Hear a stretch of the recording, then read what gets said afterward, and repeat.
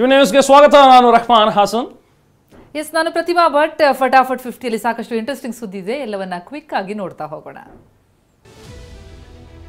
ವಿಧಾನ ಪರಿಷತ್ನಲ್ಲಿ ಸಿಟಿ ರವಿ ಮಾತನಾಡಿರುವ ವಿಡಿಯೋವನ್ನ ಸಚಿವೆ ಲಕ್ಷ್ಮೀ ಹೆಬ್ಬಾಳ್ಕರ್ ಬಿಡುಗಡೆ ಮಾಡಿದ್ದಾರೆ. ಡಿಸೆಂಬರ್ 19ರಂದು ಮಾತನಾಡಿದ್ದಾರೆ ಎನ್ನಲಾದ ವಿಡಿಯೋ ಬಿಟ್ಟಿದ್ದಾರೆ.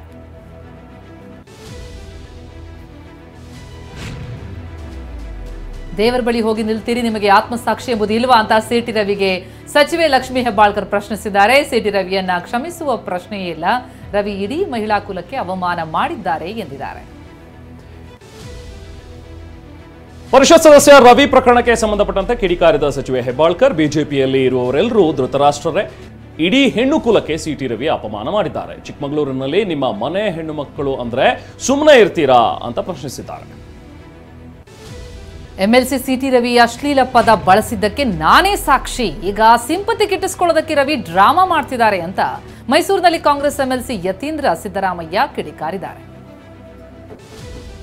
ನಿಮ್ಮ ತಾಯಿಗೆ ನೀವು ಅಪಮಾನ ಮಾಡಿದ್ದೀರಾ, ನಿಮ್ಮ ಪತ್ನಿಗೆ ನೀವು ಅಪಮಾನ ಮಾಡಿದ್ದೀರಾ ಅಂತ ಸಚಿವೆ ಲಕ್ಷ್ಮೀ ಹೆಬ್ಬಾಳ್ಕರ್ ಬೆಳಗಾವಿಯಲ್ಲಿ ವಾಗ್ದಾಳಿ ನಡೆಸಿದ್ರು. ನೀವೇನ್ ಘನಂದಾರಿ ಕೆಲಸ ಮಾಡಿದ್ದೀರಿ ಅಂತ ಹೂವು ತುರಾಯಿ ಹಾರಿಸ್ಕೊಂತಿದ್ದೀರಾ, ಹಣೆಪಟ್ಟಿ ಏನು ನಿಮಗೆ, ಎಷ್ಟು ಸ್ವಿಚಸ್ ಬಿದ್ದಿದೆ ರವಿಯಣ್ಣ ಅಂತ ಸಚಿವೆ ಲಕ್ಷ್ಮೀ ಹೆಬ್ಬಾಳ್ಕರ್ ಸಿಟಿ ರವಿಯನ್ನ ಕೆಣಕಿದ್ದಾರೆ. ನಾನೇನು ಒಂದಿಲ್ಲ ಅಂತ ಸಿಟಿ ರವಿ ಈಗ ಹೇಳ್ತಾ ಇದ್ದಾರೆ. ಆದ್ರೆ ಸಿಟಿ ರವಿಯಷ್ಟು ಡ್ರಾಮಾ ಮಾಸ್ಟರ್ ಇನ್ನೊಬ್ಬರಿಲ್ಲ ಅಂತ ಬೆಳಗಾವಿಯಲ್ಲಿ ಸಚಿವೆ ಲಕ್ಷ್ಮೀ ಹೆಬ್ಬಾಳ್ಕರ್ ಕಿಡಿಕಾರಿದ್ರು. ಬಿಜೆಪಿ ಎಂಎಲ್ಸಿ ಅವರನ್ನ ಯಾವುದೇ ಕಾರಣಕ್ಕೂ ನಾನು ಕ್ಷಮಿಸೋದಿಲ್ಲ ಅಂತ ಸಚಿವೆ ಲಕ್ಷ್ಮೀ ಹೆಬ್ಬಾಳ್ಕರ್ ಹೇಳಿದ್ದಾರೆ. ಸದನದಲ್ಲಿ ಬಳಸಿದ್ದ ಈ ಪದ ಕ್ಷಮಿಸೋದಕ್ಕೆ ಸಾಧ್ಯವೇ ಇಲ್ಲ ಅಂದ್ರು. ನಿಂದನೆ ಪ್ರಕರಣವನ್ನ ಇಷ್ಟಕ್ಕೆ ಬಿಡಲ್ಲ ಅಂತ ಗುಡುಗಿರುವ ಹೆಬ್ಬಾಳ್ಕರ್ ದೆಹಲಿಗೆ ತೆರಳಿ ರಾಷ್ಟ್ರಪತಿ ಮುರ್ಮು ಮತ್ತು ಪ್ರಧಾನಿ ನರೇಂದ್ರ ಮೋದಿ ಅವರಿಗೂ ದೂರು ನೀಡುವುದಾಗಿ ಹೇಳಿದ್ದಾರೆ. ನಕಲಿ ಎನ್ಕೌಂಟರ್ ಆರೋಪಕ್ಕೆ ಡಿಸಿಎಂ ಡಿಕೆಶಿ ತಿರುಗೇಟು ಕೊಟ್ಟಿದ್ದಾರೆ. ಜೋಶಿ ಮಾಡಿರುವ ಆರೋಪದ ಬಗ್ಗೆ ಈಗ ಮಾತನಾಡಲ್ಲ, ಡಿಸೆಂಬರ್ 27ರ ನಂತರ ಮಾತಾಡ್ತೀನಿ, ಕುಮಾರಸ್ವಾಮಿಗೆ ಚನ್ನಪಟ್ಟಣದಲ್ಲೇ ಮಾತನಾಡ್ತೀನಿ ಎಂದಿದ್ದಾರೆ. ಸಿಟಿ ರವಿ ಅಶ್ಲೀಲ ಪದ ಬಳಕೆ ಆರೋಪ ಪ್ರಕರಣಕ್ಕೆ ಸಂಬಂಧಪಟ್ಟಂತೆ ಪೊಲೀಸ್ ಮಹಜರು ನಡೆಸಲು ವಿಧಾನ ಪರಿಷತ್ ಸಭಾಪತಿ ಬಸವರಾಜ ಹೊರಟ್ಟಿ ಒಪ್ಪಿಗೆ ನಿರಾಕರಿಸಿದ್ದಾರೆ. ಪೊಲೀಸರು ಮಹಜರ್ ಮಾಡೋಕೆ ಬಂದಿದ್ರು, ಆದ್ರೆ ನಾನು ಒಪ್ಪಿಗೆ ಕೊಟ್ಟಿಲ್ಲ ಅಂತ ಹೇಳಿದ್ರು.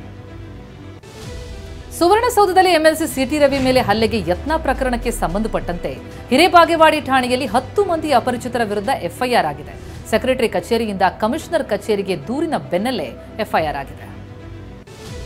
ಸಿಟಿ ರವಿ ಅಶ್ಲೀಲ ಪದ ಬಳಕೆ ಆರೋಪಕ್ಕೆ ಸಂಬಂಧಪಟ್ಟಂತೆ ಸ್ಥಳ ಮಹಜರಿಗೆ ಸಭಾಪತಿ ಅನುಮತಿ ಕೋರಿ ಪತ್ರ ನೀಡಿದ್ವು ಅಂತ ಬೆಳಗಾವಿ ನಗರ ಪೊಲೀಸ್ ಆಯುಕ್ತ ಯಡಾ ಮಾರ್ಟಿನ್ ಹೇಳಿದ್ದಾರೆ. ಅಲ್ಲದೆ ಈವರೆಗೂ ಸಭಾಪತಿಯವರು ಅನುಮತಿ ಕೊಟ್ಟಿಲ್ಲ ಅಂತಲೂ ತಿಳಿಸಿದ್ದಾರೆ.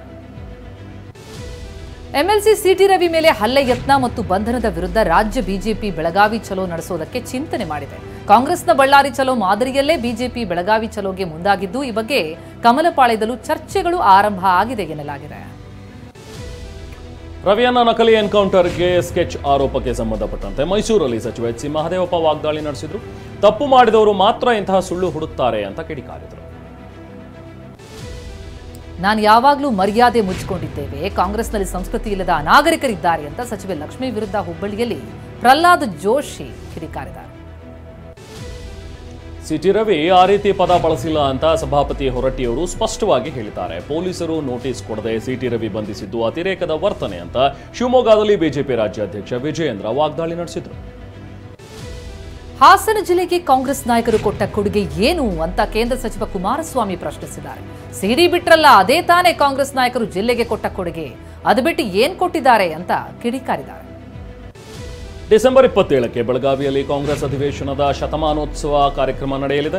ಹೀಗಾಗಿ ಕಾಂಗ್ರೆಸ್ ನಾಯಕರು ಸಮಾವೇಶ ನಡೆಯುವ ಸ್ಥಳಕ್ಕೆ ಬಂದಿದ್ದಾರೆ. ಬೆಳಗಾವಿ ಸಿಪಿಎಡ್ ಮೈದಾನದಲ್ಲಿ ವೇದಿಕೆ ಸಿದ್ಧತೆ ಪರಿಶೀಲನೆ ನಡೆಸಿದ್ರು. ಅಮಿತ್ ಶಾ ವಿರುದ್ಧ ಧಾರವಾಡ ಡಿಸಿ ಕಚೇರಿ ಎದುರು ದಲಿತ ಸಂಘರ್ಷ ಸಮಿತಿ ಪ್ರತಿಭಟನೆ ನಡೆಸಿದೆ. ಶಾ ಹೇಳಿಕೆ ಅಸಂಖ್ಯಾತ ಜನರಿಗೆ ನೋವು ತಂದಿದೆ, ಹೀಗಾಗಿ ಶಾ ಕ್ಷಮೆ ಕೇಳಬೇಕು, ಈ ಕೂಡಲೇ ಸಚಿವ ಸ್ಥಾನದಿಂದ ವಜಾಗೊಳಿಸಬೇಕು ಅಂತಲೂ ಆಗ್ರಹಿಸಿದ್ದಾರೆ. ಇನ್ನು ಕೇಂದ್ರ ಸಚಿವ ಅಮಿತ್ ಶಾ ವಿರುದ್ಧ ದೊಡ್ಡಬಳ್ಳಾಪುರ ತಾಲೂಕು ಕಚೇರಿ ವೃತ್ತದಲ್ಲಿ ಕಾಂಗ್ರೆಸ್ ಪ್ರತಿಭಟನೆ ನಡೆಸಿದೆ. ಅಮಿತ್ ಶಾ 420 ಅಂತ ಪೋಸ್ಟರ್ ಹಿಡಿದ ಕಾರ್ಯಕರ್ತರು ಆಕ್ರೋಶ ಹೊರಹಾಕಿದ್ದಾರೆ. ಅಮಿತ್ ಶಾ ರಾಜೀನಾಮೆಗೆ ಆಗ್ರಹಿಸಿದ್ದಾರೆ. ಅಂಬೇಡ್ಕರ್ ಬಗ್ಗೆ ಅಮಿತ್ ಶಾ ಆಡಿರುವ ಮಾತನ್ನ ಖಂಡಿಸಿ ಮೈಸೂರಲ್ಲೂ ಪ್ರತಿಭಟನೆ ನಡೆಸಲಾಗಿದೆ. ಸಂಗೊಳ್ಳಿ ರಾಯಣ್ಣ ವೃತ್ತದಿಂದ ಪ್ರತಿಭಟನಾ ಮೆರವಣಿಗೆ ಶುರುವಾಗಿದೆ. ಪ್ರತಿಭಟನೆಯಲ್ಲಿ ಸಚಿವ H C Mahadevappa, K Venkatesh ಸೇರಿದಂತೆ ಹಲವರು ಭಾಗಿಯಾದರು. ಕೆಪಿಸಿಸಿ ಅಧ್ಯಕ್ಷರ ಬದಲಾವಣೆ ಬಗ್ಗೆ ಸಹಜವಾಗಿಯೇ ಚರ್ಚೆಯಾಗಿದೆ ಅಂತ ಬೆಂಗಳೂರಿನಲ್ಲಿ ಸಚಿವ ಎಂಬಿ ಪಾಟೀಲ್ ಹೇಳಿದ್ದಾರೆ. ನಮ್ಮ ಪಕ್ಷದಲ್ಲಿ ಒಬ್ಬರಿಗೆ ಒಂದೇ ಹುದ್ದೆ ಅಂತ ನಿಯಮ ಇದೆ. ಕೆಪಿಸಿಸಿ ಅಧ್ಯಕ್ಷ ಸ್ಥಾನ ಬಿಡ್ತೀನಿ ಅಂತ ಡಿಕೆ ಹೇಳಿದ್ದಾರೆ ಅಂತ ಹೇಳಿದರು. ಕೇಂದ್ರ ಸಚಿವರಾಗಿ ಅಧಿಕಾರ ವಹಿಸಿಕೊಂಡ ಬಳಿಕ ಇದೇ ಮೊದಲ ಬಾರಿಗೆ ಕುಮಾರಸ್ವಾಮಿ ಇವತ್ತು ಮನೆ ದೇವರು ದೇವಿರಮ್ಮ ದೇವಿಗೆ ಪೂಜೆ ಸಲ್ಲಿಸಿದರು. ಚನ್ನರಾಯಪಟ್ಟಣದ ಯಲಿಯೂರು ಗ್ರಾಮಕ್ಕೆ ಸಹೋದರ ರೇವಣ್ಣ ಜೊತೆ ಭೇಟಿ ಕೊಟ್ಟ ಎಚ್ಡಿಕೆ ಕುಟುಂಬದವರ ಹೆಸರಿನಲ್ಲಿ ಅರ್ಚನೆ ಮಾಡಿಸಿದ್ದಾರೆ. ಬೆಂಗಳೂರಿನ ಜ್ಞಾನಭಾರತಿ ಮೆಟ್ರೋ ನಿಲ್ದಾಣದ ಬಳಿ ಸರಣಿ ಅಪಘಾತ ನಡೆದಿದ್ದು, ಅಪಘಾತದ ವೇಳೆ ಪಕ್ಕದಲ್ಲಿದ್ದ ವಾಹನಕ್ಕೂ ಹಾನಿಯಾಗಿದೆ. ಡಿವೈಡರ್ಗೆ ಗುದ್ದಿದ ಕೆಎಸ್ಆರ್ಟಿಸಿ ಬಸ್ ತಾಗಿ ಆಟೋ ಜಖಮಾಯಿತು. ಪಕ್ಕದಲ್ಲಿದ್ದ ಕಾರು, ಖಾಸಗಿ ಬಸ್ಗೂ ಕೂಡ ಹಾನಿಯಾಗಿದೆ. ಆನೇಕಲ್ ವ್ಯಾಪ್ತಿಯ ಬೆಂಗಳೂರು ಚೆನ್ನೈ ರಾಷ್ಟ್ರೀಯ ಹೆದ್ದಾರಿ ಸಿಪ್ಕಾಟ್ನಲ್ಲಿ ಹುಲ್ಲು ತುಂಬಿದ್ದ ಲಾರಿ ಬೆಂಕಿಗೆ ಆಹುತಿಯಾಗಿದೆ. ಕೃಷ್ಣಗಿರಿಯ ಕಾವೇರಿ ಪಟ್ಟಣಕ್ಕೆ ಹೋಗ್ತಾ ಇದ್ದ ಹುಲ್ಲು ತುಂಬಿದ್ದ ಲಾರಿ ಹೊತ್ತಿ ಉರಿದಿದೆ. ಇದರಿಂದಾಗಿ ಭಾರಿ ಟ್ರಾಫಿಕ್ ಜಾಮ್ ಉಂಟಾಗಿತ್ತು. ಕ್ಷುಲ್ಲಕ ಕಾರಣಕ್ಕೆ ಸ್ನೇಹಿತನನ್ನ ಕೊಲೆಗೈದಿದ್ದ ಇಬ್ಬರನ್ನ ಕೋಲಾರ ಗ್ರಾಮಾಂತರ ಠಾಣೆ ಪೊಲೀಸರು ಬಂಧಿಸಿದ್ದಾರೆ. ಮೃತ ಶಂಕರ್ನಾಗ್ ಸ್ನೇಹಿತರಾದ ಲಕ್ಷ್ಮಣ್ ಮತ್ತು ಗಣೇಶ್ ಎಂಬುವರನ್ನ ಬಂಧಿಸಲಾಗಿದೆ. ಡಿಸೆಂಬರ್ 17ರಂದು ಕೋಲಾರದ ಹರಟ್ಟಿ ಗ್ರಾಮದಲ್ಲಿ ಕೊಲೆಯಾಗಿತ್ತು. ಮನೆಯಲ್ಲೇ ಕರೆಂಟ್ ಶಾಕ್ನಿಂದ ವ್ಯಕ್ತಿಯೊಬ್ಬ ಸಾವನ್ನಪ್ಪಿದ ಘಟನೆ ಮೈಸೂರು ಟಿ ನರಸೀಪುರದ ಕೊತ್ತೆಗಾಲದಲ್ಲಿ ನಡೆದಿದೆ. 33 ವರ್ಷದ ಲೋಕೇಶ್ ಮೃತ ದುರ್ದೈವಿ. ಮೊದಲು ತಾಯಿ ಮತ್ತು ಪತ್ನಿಗೆ ಕರೆಂಟ್ ಶಾಕ್ ಹೊಡಿತು. ಅವರಿಬ್ಬರನ್ನು ಬಚಾವ್ ಮಾಡಿದಂತಹ ಲೋಕೇಶ್ ಮಾತ್ರ ಬದುಕುಳಿಲೇ ಇಲ್ಲ. ಚಲಿಸುತ್ತಿದ್ದ ಕಾರು ಹೆದ್ದಾರಿಯಲ್ಲಿ ಹೊತ್ತಿ ಉರಿತು. ಮಂಡ್ಯ ಜಿಲ್ಲೆ ಮಳವಳ್ಳಿ ತಾಲೂಕಿನ ಕನ್ನಲಿಯಲ್ಲಿ ಕಾರು ಚಾಲಕ ಪ್ರಾಣಾಪಾಯದಿಂದ ಪಾರಾಗಿದ್ದಾನೆ. ಮೈಸೂರಿನ ಬ್ಯಾಂಕ್ ಉದ್ಯೋಗಿ ವಿಮಲ್ ಎಂಬುವರಿಗೆ ಸೇರಿದಂತಹ ಕಾರು ಭಸ್ಮ ಆಗಿದೆ. ರಾಮನಗರ ತಾಲೂಕಿನ ಮುನಿಯಪ್ಪನ ದೊಡ್ಡಿಯಲ್ಲಿ ಖದೀಮರು ಕೈಚಳಕ ತೋರಿಸಿದ್ದಾರೆ. ಚಾಕ್ಲೇಟ್ ಖರೀದಿಸುವ ನೆಪದಲ್ಲಿ ಕುತ್ತಿಗೆಯಿಂದ ಚಿನ್ನದ ಸರ ಕಸಿದು ಪರಾರಿಯಾಗಿದ್ದಾರೆ. ಕಾರಿನ ಡ್ಯಾಶ್ ಬೋರ್ಡ್ ಕ್ಯಾಮೆರಾದಲ್ಲಿ ಕಳ್ಳರ ಚಹರೆ ಸೆರೆ ಸಿಕ್ಕಿದೆ. 56 ಗ್ರಾಂ ತಾಳಿ ಕಳೆದುಕೊಂಡ ಮಹಿಳೆ ಕಂಗಾಲಾಗಿದ್ದಾರೆ. ಹರಿಯಾಣದ ಪಂಚ್ಕುಲಾದಲ್ಲಿ ಮೂವರನ್ನ ಗುಂಡಿಕ್ಕಿ ಹತ್ಯೆಗೈಯಲಾಗಿದೆ. ಹೋಟೆಲ್ನಲ್ಲಿ ನಡೆದಂತಹ ಬರ್ತ್ಡೇ ಪಾರ್ಟಿ ಮುಗಿಸಿ ಬರ್ತಾ ಇದ್ದಂತಹ ವಿಕಿ, ವಿಪಿನ್ ಮತ್ತು ನಿಯಾ ಎಂಬುವರನ್ನ ಪಾರ್ಕಿಂಗ್ ಸ್ಥಳದಲ್ಲಿ ಪಾತಕಿಗಳು ಕೊಂದು ಹಾಕಿದ್ದಾರೆ.